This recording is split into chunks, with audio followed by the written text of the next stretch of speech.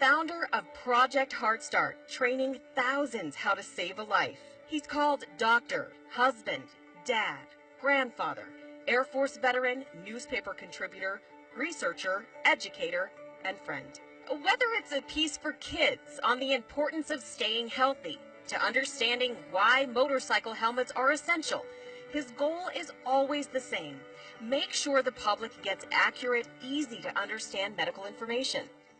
On Action 7 News' Health Beat, Dr. Ramo has been weaving medical information into compelling health stories every day. It's not just that exercise has lots of health benefits. The best thing to do is stay out of the sun. Well, morning sickness is a problem for a lot of expectant mothers. Dr. Ramo educates his viewers so that they can take better care of themselves and their families.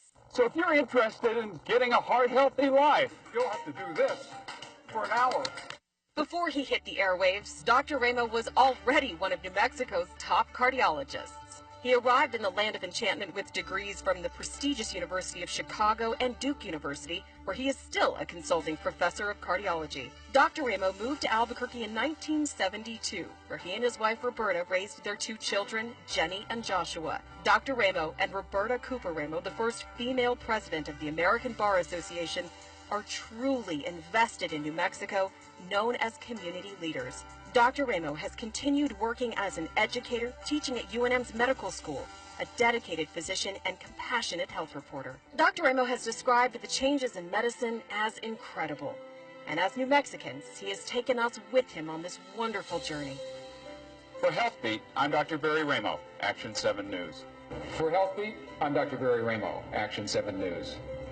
For Health Beat, I'm Dr. Barry Ramo, KOAT Action 7 News. For Health Beat, I'm Dr. Barry Ramo, KOAT Action 7 News.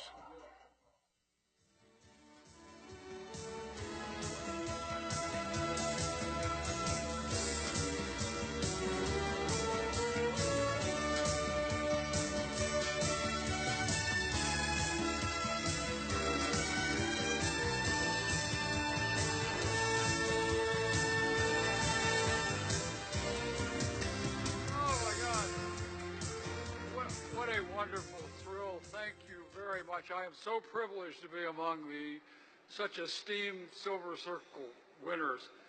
First, I have to thank my wife, and you have to understand that being the wife of a doctor who is on television is not always a happy situation.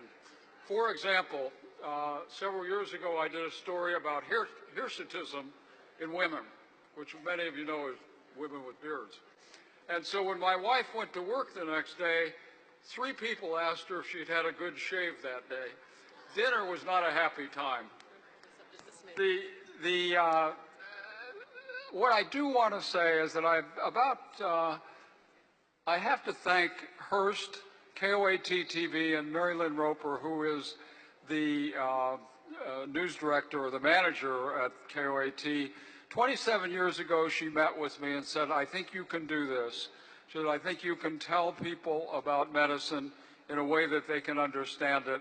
And 6,000 produced segments later and 27 years later, we still had a great friendship.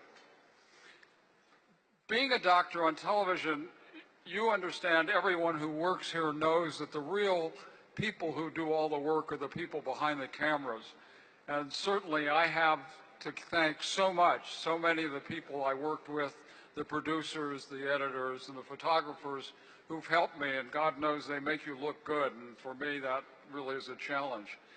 I think that as a doctor you have a different perspective than the regular journalist. Number one is that it gives you an opportunity, to explain complex medical issues in a way that people can understand it, but also not catastrophize. Let people understand the context of what's going on so that they can understand medicine.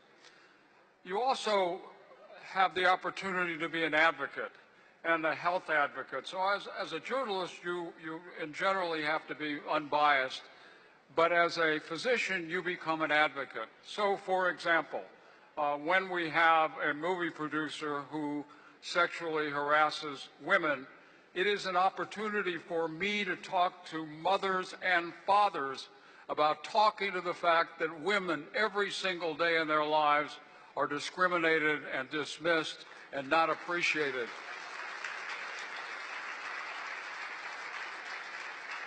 It is not good for any of us. No one benefits when someone tells an obscene joke or dismisses a woman.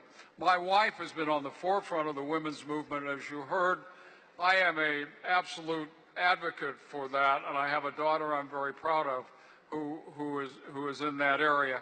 But what being a physician in this situation does is it gives me the privilege and the responsibility of talking to people about subjects like domestic violence, like how to be a parent so that your kids don't get into trouble, how to deal with bullying, also to deal with things that are not right. When the anti-vax people are up there punishing their children by not getting them vaccinated, they're punishing all of us. So it's important to speak out about that.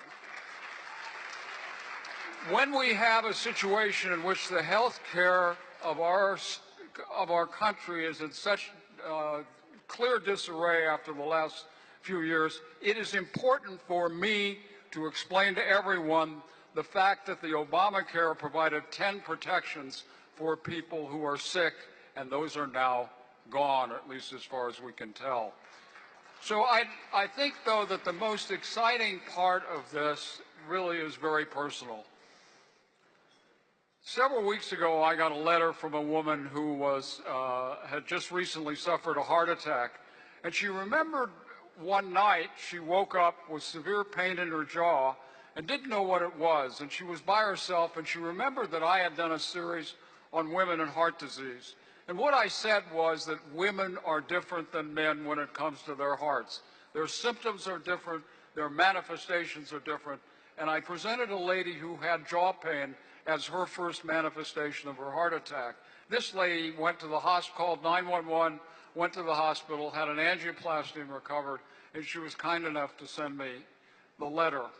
We had another woman who was out dancing with one of her friends at a senior center. Her friend had a cardiac arrest. She had just taken a CPR class that we instituted that has now trained 100,000 people through the help of KOAT TV all over New Mexico. She saved her friend's life. That meant a great deal to me. But things shouldn't go to your head. Any of you who are on television really love the fact that when you go to the airport, somebody recognizes you. At least in your local airport, nobody recognizes you in your other airport. But in your local airport, they say they know who you are. But you shouldn't let it go to your head. One of the episodes that happened was that my wife was down in the southern part of the state. Man came in and told about that he had been to a breakfast and Joe had been there, and Joe came in and Joe looked great. He had lost 25 pounds. And everybody said, well, how did you do that? He said, well, my doctor told me how to do it. I said, who was your doctor? He said, well, your doctor's Barry Ramo. Barry Ramo's 400 miles away. Did you go see him? He says, no, he's on television. Well, what did he do? He says, well, he told me that I could eat anything I want as long as I only ate 2 bites of it. So I said, that really wasn't exactly what I was trying to tell you. And finally, the last thing that sort of brought me back down to earth was one evening I was in the emergency room taking care of a woman who was having a heart attack, and around me was a semicircle of people. Among them was a small girl who looked up, and I looked over to the side, and I looked at her, and she looked to her grandfather, and she says, Grandpa, why is the weatherman taking care of Grandma? And so that put me back in my place. I want to say finally, I really think having a doctor on television to provide the context that we have, I would encourage anyone in any of the other markets, except Albuquerque, of course, to bring in a doctor in your community to do what I've done and have so much enjoyment. It's been a wonderful opportunity for me, a way to change the world in our community. And I'm so grateful for the Academy for giving me this award, so thank you very much.